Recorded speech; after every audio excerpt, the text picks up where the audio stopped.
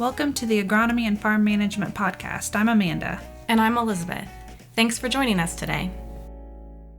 Hi everyone, this is part 2 of our discussion on transitioning to organic grain crops. Eric Rieker is back and we're covering more challenges and opportunities in organic production. So let's get back to it.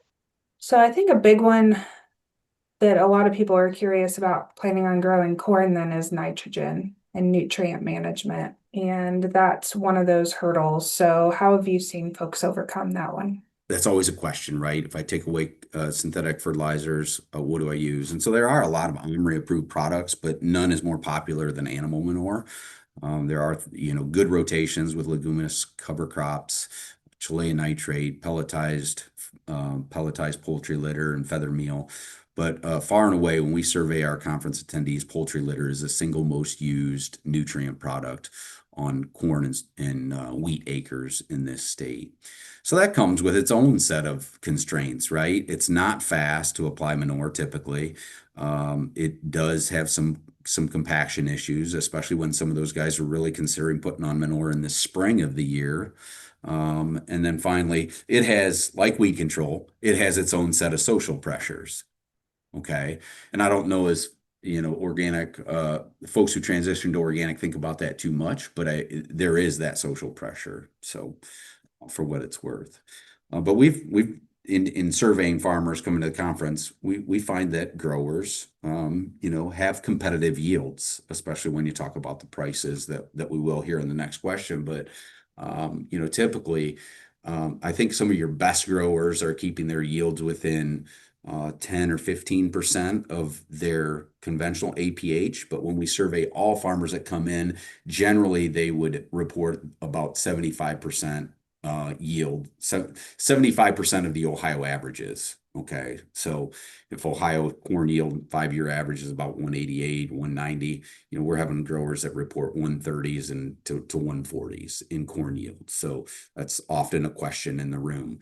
And I think in some years it's much more competitive than that. Depends on your weed control nutrient budget. So then you mentioned earlier that the top question that farmers ask is markets. And now, talking about that slight loss in productivity, we've got to make up for that somehow. How do we overcome that hurdle of finding the markets and maintaining profitability as we move into a system like this? And I've kind of buried this question, in our discussion a little bit further down. It is often the first question. Well, there's no market for that, or where do you take organic grain? And I think I would say that is one of the myths associated with organic production. So Ohio's fortunate to have several great country elevators and feed mills, 10 to 12 country elevators and feed mills, and another 8 or 10 brokers that are looking to merchandise grain in this state and buy Fob Farm. So companies that have come to our conference before that are grain buyers are Cappy, Cargill, Kalmbach, CGB, Purdue and Zeeland have come before. Of course, Anderson's is headquartered in Ohio. And then you have places like Granite Ridge and Miller Poultry that are in state and nearby that have integrated barns in our state, and they're buying feed locally. Simmons Grain over in Northeast Ohio, Manel Milling, Quality Roasting that buys organic soybeans. And then Sure Source out of Canada and Nutrify. Those are companies that are buying grain in Ohio, Fob Farm, and merchandising it. So many of your largest grain buyer companies in this country have an organic program. They might not have a truck house to deliver to, but they have an organic program. And I think with that market, I think two equipment or facility pieces that need to be considered is it is nice if you have some on-farm storage, because a lot of those places will Fob Farm or pick up on the farm, or you need semis to deliver a little bit further away. I listed a bunch of buyers in the state, but they're not the co-op that's 3 miles down the road.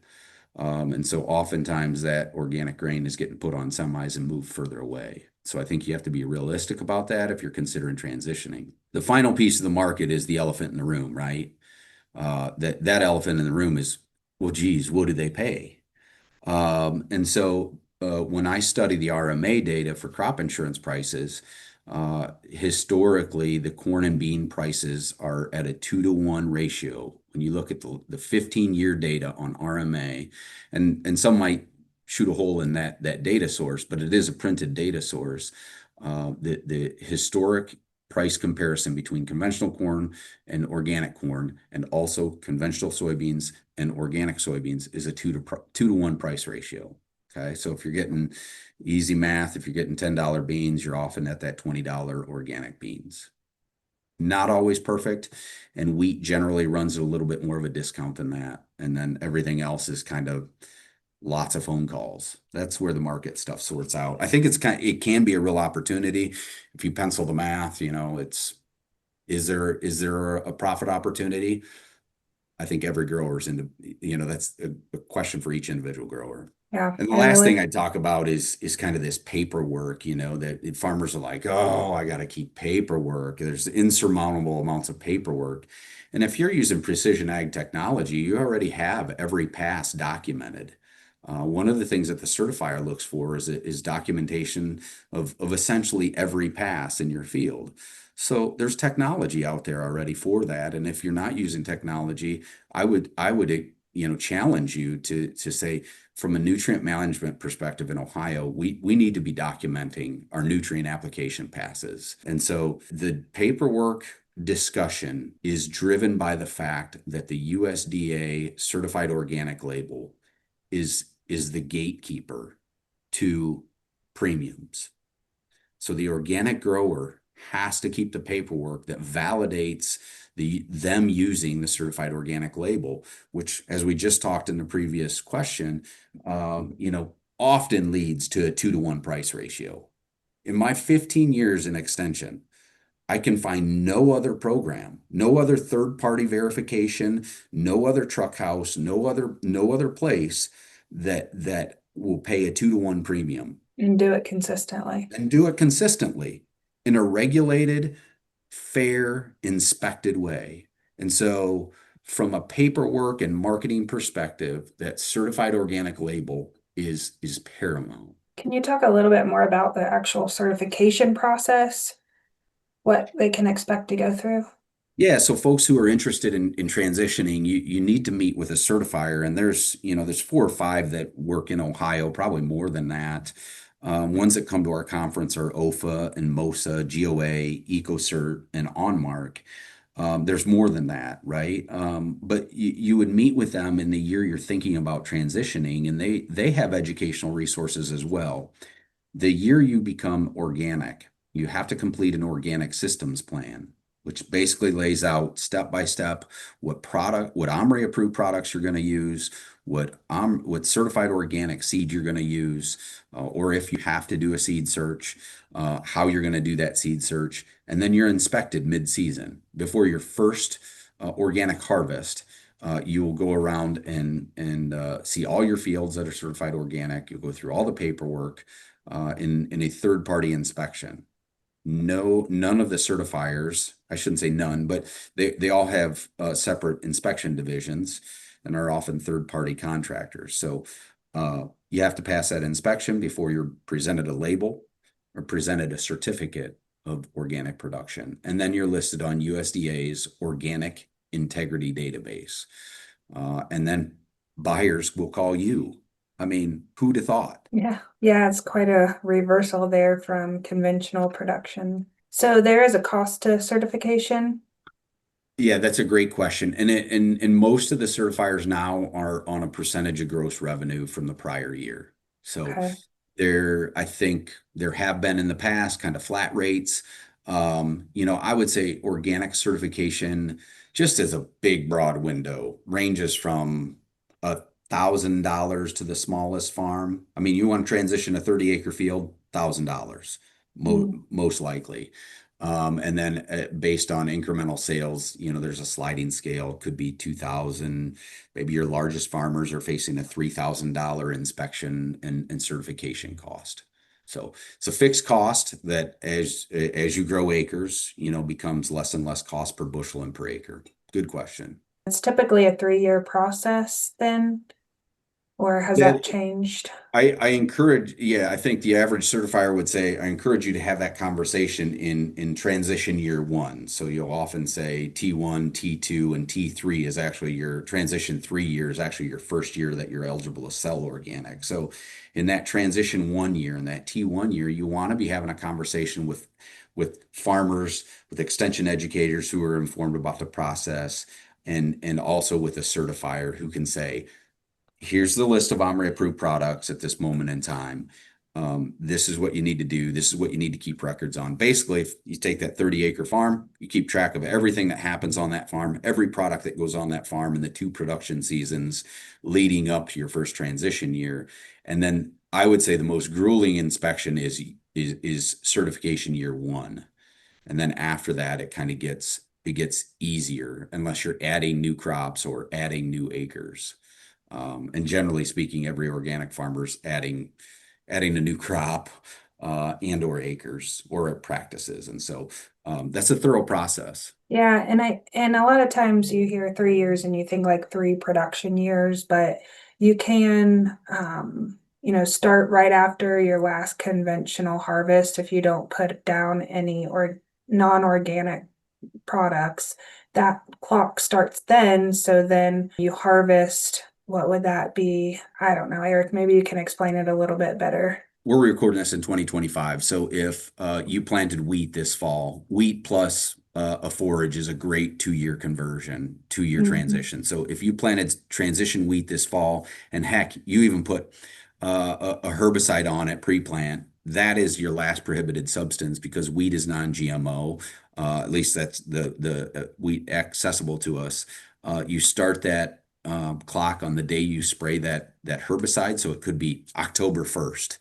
You live through transition wheat in 2026 harvest. Let's say you plant a quick season of alfalfa or clover and you keep it for the 2027 production season. By the time you roll around to the spring of 2028, you can plant certified organic corn. And this is what most producers do. They'll follow a leguminous forage or cover crop. They'll plant certified organic corn seed in the spring of 2028. And by the time you get past October 1st of 2028, that is your 36-month anniversary from the last prohibited substance. In this instance, we said maybe it was a wheat herbicide, pre-emerge herbicide. So you have met the 36-month window. And in transition year 3, T3, you now have organic corn. Good question, good process. It is involved, right? I mean, we're going through lots of steps in this podcast, and there are lots of steps, and it depends on what the grower is interested in doing and how involved they want to be, how many acres they have, and some of the things that we've talked about, access to equipment. For the most part, we see new growers go grab grandpa's rotary hoe out of the fence row, dust it off a little bit, and that's their pre-emerge herbicide pass is a rotary hoe 2 or 3 times. And then they find at the local auction yard an 8-row or a 12-row row cultivator that are reasonably inexpensive. They have some wear parts, but you can get into organic weed control in fairly low costs. Well, Eric, I think you've really provided a ton of information for us this morning. I know I learned a lot just listening to you talk about this. I think our listeners maybe are curious. Is there somewhere they can go to learn more beyond everything that you talked about today? Yeah, thank you, Elizabeth. That you're foreshadowing our conference, and I appreciate it. Thank you. We covered a lot, and I would say these are all things that I've gleaned professionally and personally in the last 8 years or so. We at Ohio State are embarking on our 4th annual Organic Grain Conference. It's going to be January 7th and 8th of 2026. Hopefully you're listening to this podcast and you made it to the end. That website to register and to see more information, to see the exhibitors and the speakers is go.osu.edu/organic grains. And this is a partnership with myself at the farm office team and extension, but also with the Organic Food and Farm research program at Worcester. So the OFFER program, which is housed in the Agro Ecosystems Management Program with Doug Jackson Smith, Cassie Brown. We couldn't pull this event off without them. We say our tagline for the conference is 2 full days of organic agronomy and farm management sessions for the commercial organic grain farmer in the Eastern Corn Belt.